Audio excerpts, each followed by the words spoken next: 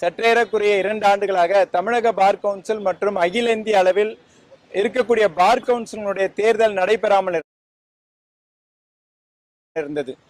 இதை குறித்து அதாவது ரூல் 32 அடிப்படையில் தேர்ந்தெடுக்கப்பட்ட 5 ஆண்டுகளுக்கு மேலாக 2 ஆண்டுகள் 2.5 ஆண்டு காலமாக இந்த பதவியில் தொடர்ந்து கொண்டிருக்கிறார்கள்.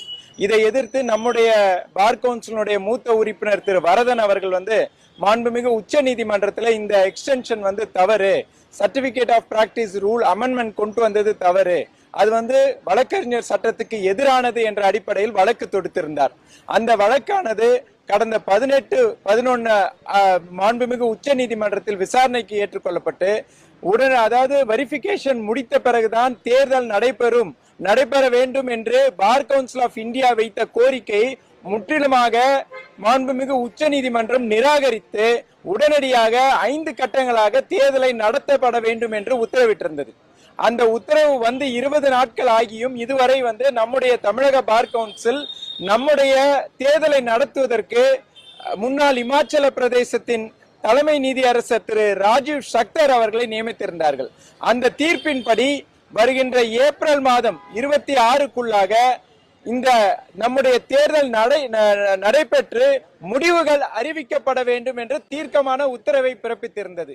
அதுல குறிப்பா சொல்லணும்னா மாநில பார் கவுன்சிலும் இந்த எலெக்ஷன் கமிஷன் மாண்புமிகு நீதியரசர் சக்தரும் இணைந்து இந்த தேர்தலை நடத்த வேண்டும் என்று உத்தரவிட்டிருந்தார்கள். இதன் அடிப்படையில் தேர்தல் நடைபெறும் என்று எதிர்பார்த்திருந்த நிலையில் பல்வேறு மாநிலங்களுக்கு அந்த தேர்ந்தெடு ஐபவர் கமிட்டிக்கு bar council has not even issued a communication. இது குறித்து ஏற்கனவே நம்ம பார் கவுன்சிலிடம் ஒரு முறையிட்டு இருக்கோம். இதற்கிடையில பாத்தீங்கன்னா கடந்த 6ஆம் தேதி பார் கவுன்சிலுடைய செயலாளர் அவர்கள் ஒரு சுற்றறிக்கை தமிழகம் இருக்கக்கூடிய அனைத்து வழக்கறிஞர் சங்கங்களுக்கும் ஒரு சுற்றறிக்கை அனுப்பித்திருந்தார்.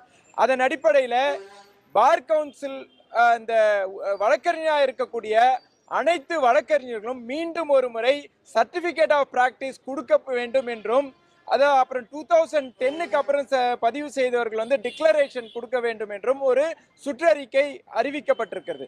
இது முற்றிலும் நம்முடைய மாண்புமிகு உச்ச நீதிமன்றம் 18/11 வழங்கிய தீர்ப்புக்கு எதிராக அமைந்துள்ளது.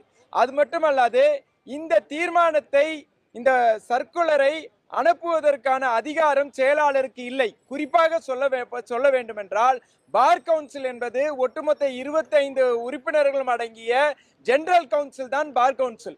அதனுடைய ஒப்புதலும் எந்த விதமான ஆத்தரைசேஷனும் இன்றி தன்னிச்சையாக